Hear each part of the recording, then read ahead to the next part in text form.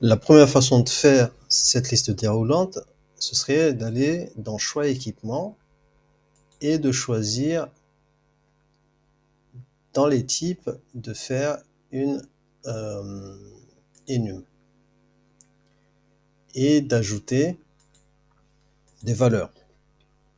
À ce moment-là, on va aller chercher, on va copier les valeurs ici, sans fil,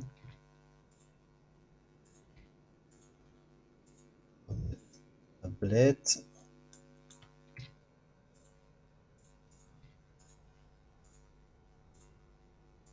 copier, ordinateur, on va faire vidéo projecteur. Et il nous reste imprimante portatif. J'ai fait ça, je peux lui dire d'autoriser l'ajout d'autres valeurs. Et ensuite, on va mettre la base type, on va mettre texte. Et ici, l'input mode, on peut mettre drop down. Et on va mettre done.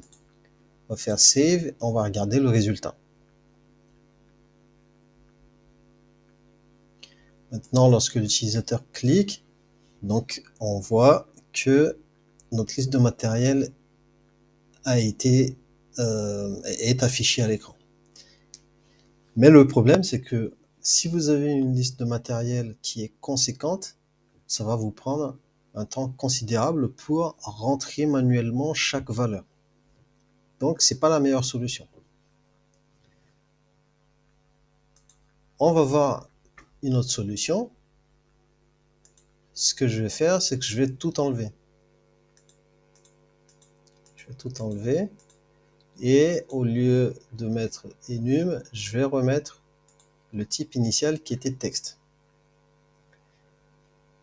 Je vais ensuite aller dans Data Validity. Et ici, je vais lui dire d'aller chercher dans la table équipement la colonne nom. Comment on traduit ça? Ben, on va mettre le nom de la table et ensuite, entre les crochets, on va mettre le nom de la colonne. Vous remarquerez bien qu'on est dans la partie Validif Formula. Une fois que j'ai fait ça, je vais mettre Save et je vais mettre Done. Et ensuite, je vais mettre Save. Et on va regarder le résultat. On voit maintenant qu'on a à nouveau une liste qui se limite à ce qu'on a saisi dans notre table équipement. Ça correspond bien donc à ce que l'on veut faire.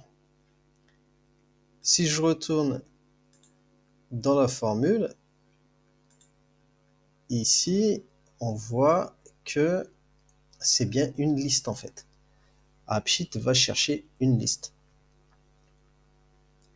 Et ce que cela traduit, c'est simplement que on a dit à AppSheet que la colonne choix équipement est valide uniquement si ça correspond à ce qui est dans la table équipement et dans la colonne nom. Voilà pourquoi on l'a mis dans la formule validif. Ça, c'est une première façon de le faire. Mais il existe une autre façon qui est encore beaucoup plus simple et je vais vous montrer ça dans la prochaine vidéo.